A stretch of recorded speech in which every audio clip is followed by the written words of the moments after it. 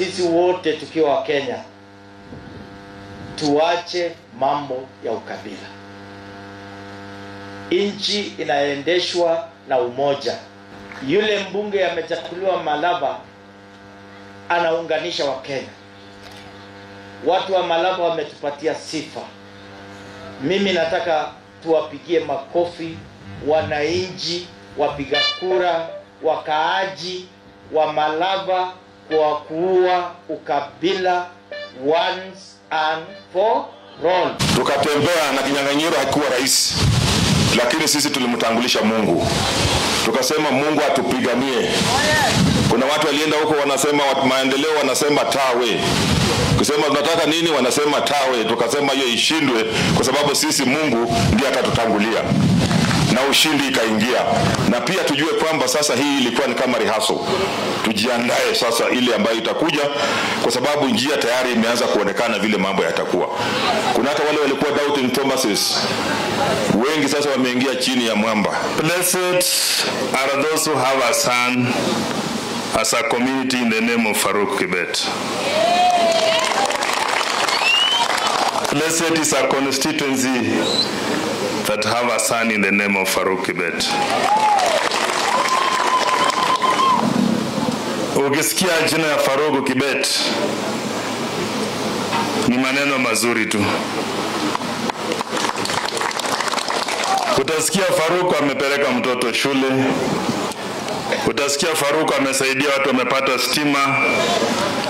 Utasikia Farouk ameleta watu wa makanisa pamoja.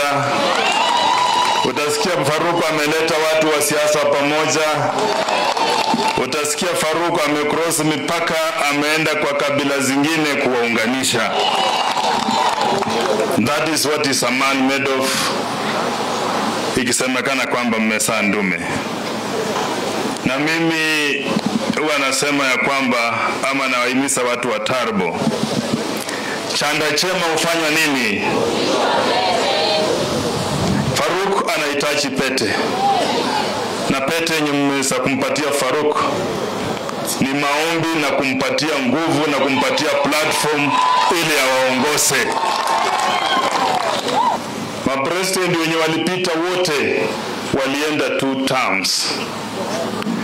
Na ndio maana nasisitiza nikisema, when Raila Amolo Odinga passed on, siasa ya Kenya ilirudi factor setting. Na kurudi factor setting, Raila aliwacha watu wa ODM in the name of opposition kwa serikali ikiitwa broad-based government. And that is how we have enjoyed some peace for some time. Na Raila has never been in opposition. Kwamba uchaguzi ambao umefanyika juzi siku ya Alhamisi umeweza kuleta picha ama taswira kamili ya nchi yetu ya Kenya. Na tumeona kwamba sisi kama Wakenya tumeanza kutoka katika siasa za upuzi, siasa za matusi, sasa tunaenda na kuelekea katika siasa ya maendeleo. Kuna watu walikuwa wametutishia kwamba sehemu hii ukija hata 5% pekee hautapata, sababu watu wa sehemu hii ati ni kabila fulani na hawezi pigia chama ambayo inahusisha na kabila fulani. My friend, leo umejionea wewe mwenyewe. Tunapiga uchaguzi wa manifesto, lakini si uchaguzi wa ukabila, si uchaguzi wa shares, si uchaguzi wa majigambo, na wananchi waliwaweza kuwatuliza na kuwaweka katika nafasi yenu. 2027 William Ruto atarudi kwa kiti. 2032 atakuwa amemaliza term zake 2. Kweli si kweli? Si mtahitaji viongozi mashujaa wenye watatetea kwa serikali zenye zitakuja? Si mtahitaji kiongozi yako na experience anaelewa vile serikali inaundwa? Ndio sababu ya kesho ndio tupange Kenya pamoja. Huyo kiongozi mwenye anaweza hiyo maneno, na si hapa Tarbo peke yake, hata hii nchi yote ya bonde la ufa, si mwingine ni Farouk Kibet. Kwa hivyo wakati tunaongea maneno ya Farouk Kibet, sio kama mnanielewa, hatuongei